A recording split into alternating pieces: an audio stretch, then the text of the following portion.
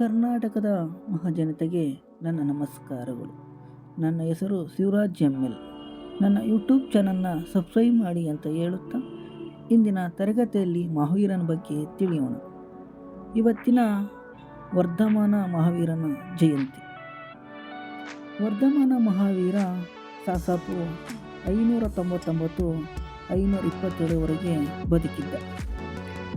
ವರ್ಧಮಾನನು ಹೊಯ್ಸಳಿಯ ಕುಂಡಲಿ ಗ್ರಾಮದಲ್ಲಿ ಜನಿಸಿದನು. ಇವನ ತಂದೆ ಸಿದ್ಧಾರ್ಥ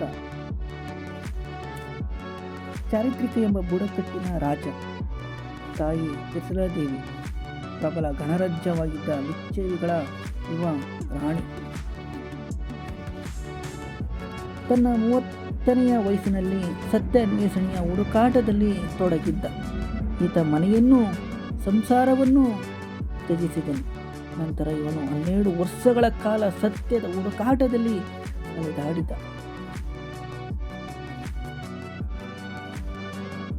ತಪಸ್ಸು ಮಾಡಿದ. ಇವನು ಉಪವಾಸ ಮಾಡುವ ಮೂಲಕ ತನ್ನ ದೇಹವನ್ನು ದಂಡಿಸಿಕೊಂಡನು.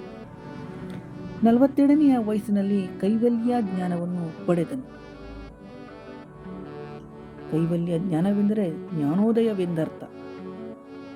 ಇವನು ಇಂದ್ರಿಯಗಳನ್ನು ನಿರ್ಗಹಿಸಿ ಸುಖ ಹಾಗೂ ಯಾತನೆಗಳ ಮೇಲೆ ನಿಯಂತ್ರಣವನ್ನು ಸಾಧಿಸಿಕೊಂಡ. ಈ ಸಾಧನೆಗಾಗಿ ಇವನನ್ನು ಮಹಾವೀರನೆಂದೇ ಕರೆಸಿಕೊಂಡ.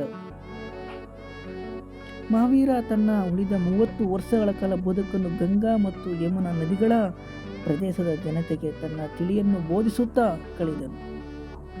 ಇವನು ಪಶ್ಚಿಮ ಭಾರತಕ್ಕೂ ಬೋಧಿಸುತ್ತಾ ಪ್ರಯಾಣಿಸಿದ. ತನ್ನ 72ನೆಯ ವಯಸ್ಸಿನಲ್ಲಿ ಬಿಹಾರದ ಪಾವಾಪುರಿ ಎಂಬಲ್ಲಿ ನಿರ್ವಾಣವನ್ನು ಹೊಂದಿದನು. ಮಹಾವೀರನು 5 ಪ್ರತಿಜ್ಞೆಗಳನ್ನು ಹಾಗೂ ನಡವಳಿಕೆಯನ್ನು 3 ನಿಯಮಗಳನ್ನು ಬೋಧಿಸಿದನು. ಇವುಗಳಲ್ಲಿ ಪಂಚ ಪ್ರತಿಜ್ಞೆಗಳು ಮತ್ತು ತ್ರಿವೃತ್ತಗಳೆಂದೇ ಕರೆಯುತ್ತಾರೆ. ಪಂಚ ಪ್ರತಿಜ್ಞೆಗಳು ಅಹಿಂಸೆ, ಸತ್ಯ, ಆಸ್ಥೇಯ, ಅಪರಿಗ್ರಹ, ಬ್ರಹ್ಮಚರ್ಯ. ತ್ರಿವೃತ್ತಗಳು ಸಮ್ಯಕ್ ಜ್ಞಾನ, ಸಮ್ಯಕ್ ದರ್ಶನ, ಸಮ್ಯಕ್ ಚಾರಿತ್ರ್ಯ.